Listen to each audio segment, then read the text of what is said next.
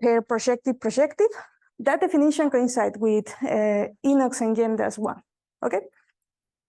And well, this generalization is good because maybe here we can appreciate a behavior. Yeah. Well, you have a pair, yes, but every class plays a role. The first class is your resolution class, is the class that they will use to construct a complex with this form. And the second class is our testing class, is the class that we will use to check the implicit condition with the home. Okay, so this is a good idea. I think okay, thank you. Okay. Try. Okay, thank you. And well, so until now, I talk about in context of our models. And for our models, we have the first containment. We have two classes and strongly Gorenstein projective, and we have this containment in general. And after, from Becerril, Mendoza, Santiago's work, we have the generalization of the right side. So it was quite natural to think that it's possible to give a generalization for the left side. Well, for the rest of the talk, I will try to explain that it's possible to give a generalization, it's possible to give a good definition which behaves in a similar way that strongly Gorenstein projective models do. Okay, so here we have the definition of M-periodic Gorenstein objects. Yeah, for the rest of this talk, C is an abelian category. Okay, so you have your abelian category and you take a pair AB of classes or objects in your category, and you say M is M-periodic AB Gorenstein projective. If you have an A loop at M of length M, that means you have the complex with this form. Okay, and notice here we have the object at the beginning, at the end, and all the middle terms belong to the first class. And after, we also ask an cyclicity condition when we apply hom blank B functor, and B belongs to the second class. Okay, so here we have the two main ingredients that I mentioned. Yeah, we have the pair. The first class is our resolution class. The second class is our testing class. And in this case, M told us the length of the complex that we are considering. Okay, so let me show you an example. Yeah, all the comments that I will mention come from this paper by Sang-Hen Xiang. And well, so consider K be a field and lambda the path algebra over K given by this quiver with this relation. Yep. Well, from this quiver with these relations, we can compute it in a composable projective and in the composable injective object, lambda models, sorry. And after we can write the Offlander writing quiver. Okay. Okay, so in this case, consider the following class X. X will be the class of lambda models isomorphic to direct summands of finite direct sums of this object. Simple 1, projective 2, simple 2, projective 1. And we know from for this class that X is closed under extensions. We also have that X is a Frobenius subcategory of mod lambda. That means you have enough projectives, enough injectives, and you have the nice description for the class of projective models and injective models. Recall that these two classes coincide when the category is a Frobenius subcategory. And we have a nice description of the projective objects in X. Okay, well, with all this, consider the following two classes. Well, A equals B and B equals the class of projective models in X. Okay, well, so consider these two classes, but consider them as subclasses in mod lambda. Okay, if you do that, we can check that. Well, projective 3 is one strongly Gorenstein projective lambda model. It's true that the class of projective models is included in every class of n strongly Gorenstein projective. Yeah, but in this case, projective 3 doesn't belong for any class of M periodic related to this pair. Okay, and well, the reason is simple because when you take projective 3, and we checked the indecomposable projectives and indecomposable injective. Projective 3 coincides with injective 1. So in that case, if you suppose the contrary, if you suppose that projective 3 belongs to any class of M periodic, you get that, well, you get a contradiction here, okay? And well, this example is good because this example shows us that the definition that we propose admits more example. Well, so let me talk about the main result which inspired this work. Yeah, here we have this result by Venice and Madu, and let me be more specific with the left and right side. Okay, for example, here, the left side is the global Gorenstein projective dimension. Okay, for every object in your category, for every R model M, if we recall the G dimension, we have the sequence with this form, and all these are totally reflexive models. Yeah. Well, so for every object, you compute the global Gorenstein projective dimension as the resolution dimension, but in this case, you replace the class of totally reflexive by the class of the Gorenstein projective models. Yeah. And after, when you compute for every object in your category, you take the supremum. Yeah, this is the left side. Okay, so, well, I mentioned some concepts, the class of Gorenstein projective, then strongly Gorenstein projective, Gorenstein projective for pairs, but we also have the dual notion. Yeah, Inox and Yenda developed the notion of the Gorenstein injective. After Venice and Madu developed the notion of the strongly Gorenstein injective, strongly Gorenstein injective. And after Veselur, Mendoza, and Santiago, they gave the notion of the Gorenstein injective objects for pairs. Okay, so we have the right side has to do with all these concepts. Okay, we have that model. We can compute the Gorenstein injective dimension for every model. So in this case, we have the model and we construct a complex on the right side. And after we take the supremum of all these quantities. Okay, when Venice and Madu proved that this equality holds. Okay, and well, here we have the picture of the Venice and Madu's proof. Okay. And so let me mention some facts in the proof, okay?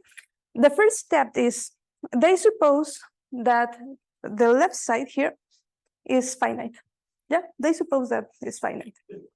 And after, when they suppose that it's finite, they took a strongly Gorenstein projective model and checked that the result is valid for the class of strongly Gorenstein projective models. And after, they extend the result for the class of the Gorenstein projective. Yeah. And well, in this part, they use a nice characterization. Yeah. Venice and Madu proves in this paper that a Gorenstein projective, a model is Gorenstein projective only if it's a direct summand of that strongly Gorenstein projective. Okay.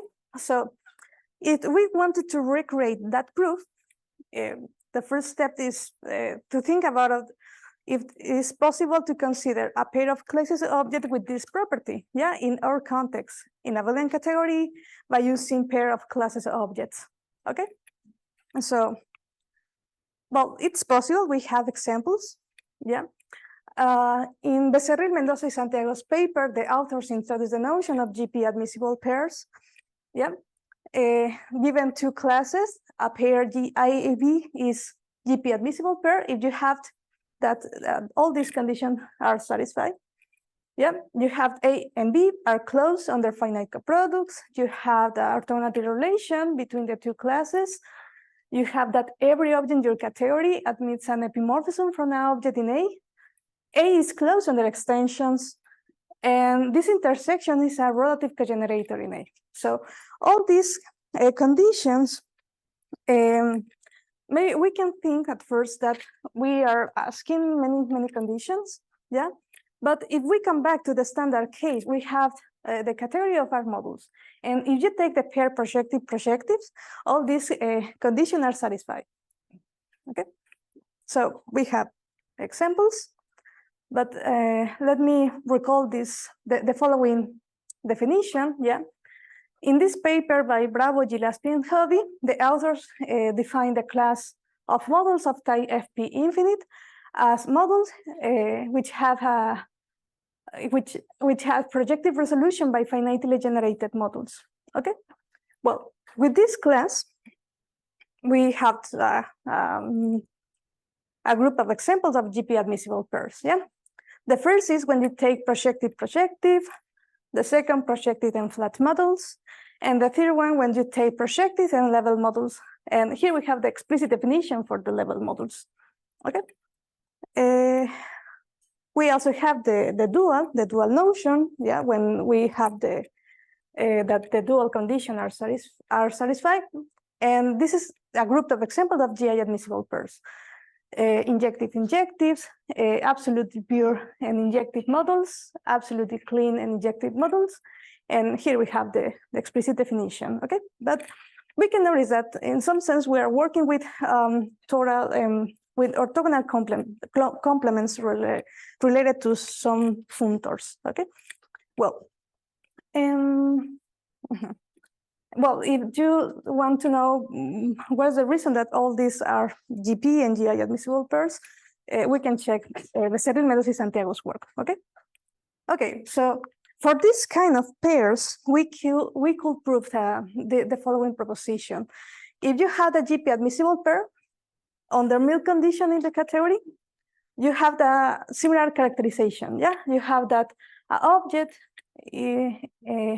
C is an object is AB Gorenstein projective if only if it's a direct summand of that one periodic AB Gorenstein projective. Yep. And well, okay, so in some sense we have covered a part of the proof, Bennigsen-Matthews proof, but we need extra condition, yeah? So for the rest of the talk, I will suppose the following. You have two pairs. One is GP admissible, the other pair is GI admissible, and we write omega for the first intersection, and mu is the second one, okay? Well, we need extra assumptions, yeah? Suppose that the following conditions hold. Omega and mu are closed under direct summands. We have that these two extension groups vanish. Every object in this category, in this class, GPAB, admits B co-resolution, which is humped blank B acyclic, and the dual notion and the dual condition for the class GICW. Okay, and well, again, we can think that we are asking many conditions, but for example, imagine that you have the omega equals to the class of projective models, and mu is the class of the injective models. Yeah, if you take that, all these requirements are satisfied. Yeah, and the previous two groups of examples have the property. If you compute nu here, nu coincides with the class of the injective models, and it doesn't matter the pair that you take.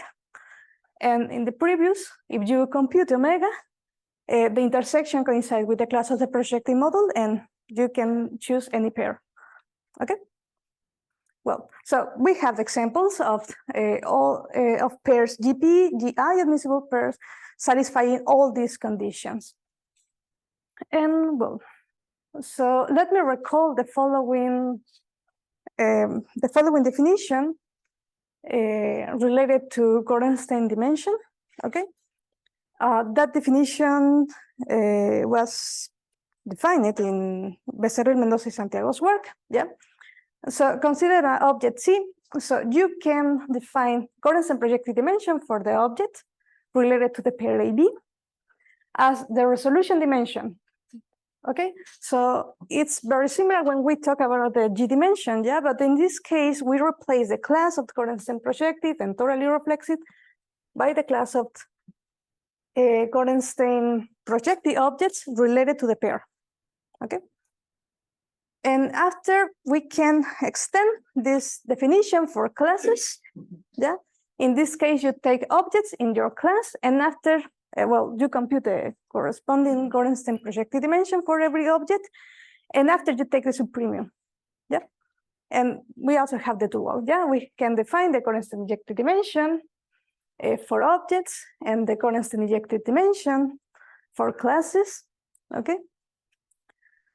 And when you take the whole category, you have the global AB Gorenstein projected dimension of the global CW Gorenstein injected dimension.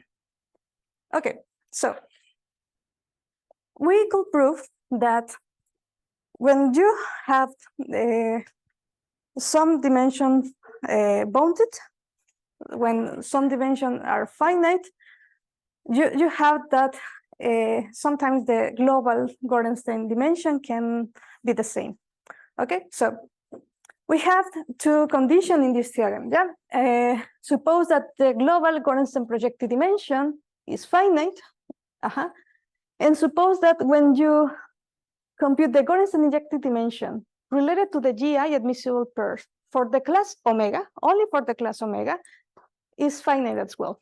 So if these two conditions hold, we can say that the two global Gorenstein dimensions are the same. Okay, and well, so here we have a picture. Yeah, above we have all the ingredients of the theorem. Yeah, we have the category. We have two pairs. One is GP-admissible. The other one is GI-admissible. We write omega for the first intersection, and we write nu for the second intersection. Okay, and well, the first condition is suppose that the global Gorenstein projected dimension is finite. So in some sense, we can see the category as a levels. Yeah, level 0 when you take the class of the Gorenstein projected objects related to the pair. Level 1 when you take objects which admits a finite resolution with that class at most 1, and so on. Okay, and the second condition is very similar, but you only focus your attention on omega. Okay, you have the omega, and omega can be seen as a levels when you take the class of the Gorenstein injective objects related to the GI-admissible pair. So the theorem says, well, the second finiteness on omega can be extended to the whole category. And if you compare these two global dimensions coincide. Okay, and well, so I will be some examples, and I will give the application for the previous examples. Okay, so let me know 1, 2, 3, 4, 5, 6, 7. 1, 2, 3, 4, 5, 6. The global Gorenstein projective and the global Gorenstein injective dimension corresponding to the previous example. Yeah, the first three has to do with the group of GP-admissible pairs. The second has to do with the group of GI-admissible pairs. Okay, so we have all these quantities. And well, we knew some results concerning to computing Gorenstein dimension respect to these pairs. For example, for arbitrary ring, we have that this equality holds 4 equals 1, 1 equals 2. Yeah. Here we have that 4 and 1 is a Benison-Madou result when we take the standard case, yeah, projective and injectives. Okay. In case that your ring is Ding-Schenk, you can add an extra condition, 5. And in case that your ring is commutative, you have this equality, 3 equals 6. Okay. So it was an open question when all these quantities coincide. Okay. And we used the previous theorem to prove that. For example, from the previous theorem, we have the following. The following equality holds for any arbitrary ring. Okay. Okay, so let me show you a sketch of the proof. Yeah. Recall, we wanted to recreate the Benison-Madou's proof. Okay, so the first step in Benison-Madou's proof is suppose that one is finite. Yeah, suppose the global Gorenstein projective dimension is finite. So, well, before that, we have two chain of containments. Yeah, the first chain of containments has to do with the group of GP-admissible pairs. The second has to do with the group of the GI-admissible pairs. And by using Gorenstein dimension definition, we have a chain of inequalities. Yeah, the first again has to do with the group of GP-admissible pairs, and the second has to do with the group of GI-admissible pairs. Okay, so okay, recall. The first step in Benesi-Madhu proof is suppose that one is finite. Okay, if we suppose that, we know from Benesi-Madhu result that 1 equals 4. Okay, and moreover, we also have that if you compute in the injective dimension related to the pair of projective models and the projective models, the projective dimension respect to the class of the injective models, these two quantities are finite. Okay, but this fact it follows from Benesi-Madhu's proof. Yeah, we saw that in some part of the proof these two finiteness appear. Okay, and it followed from the assumption that one is finite. Okay, so I will use the first equality here and the first finiteness. Well, so when we say that one is finite, we have the first condition in the theorem. We have that the global Gorenstein projective dimension in your category is finite. So you need to check what happened with the other finiteness related to omega. No, recall that in all these examples, omega coincides with the class of the projective models. So we need to check what happened with this Gorenstein injective dimension. Yeah, and well, so this first inequality holds because we have that the class of the injective models is contained in the class of the Gorenstein injective objects, yeah, the Gorenstein injective models, and that happens for any pair that you take. Okay, and the second is finite because we know that from Benesi-Madhu's proof. Okay, so you have that this Gorenstein injective dimension is finite, and it doesn't matter the pair that you take. Yeah, for any pair that you take, you have the second finiteness in the theorem. So we can apply the theorem. For example, you can take 1 with 4, 1 with 5, 1 with 6, and apply 3 times the theorem, and you get that all these equalities hold. Okay, and well, so we need to check what happened with 2 and 3. Yeah, but in that case, you use the dual version of the theorem. Yeah, we also have the dual version, and we use that 1 is finite and 1 equals 4, so 4 is finite.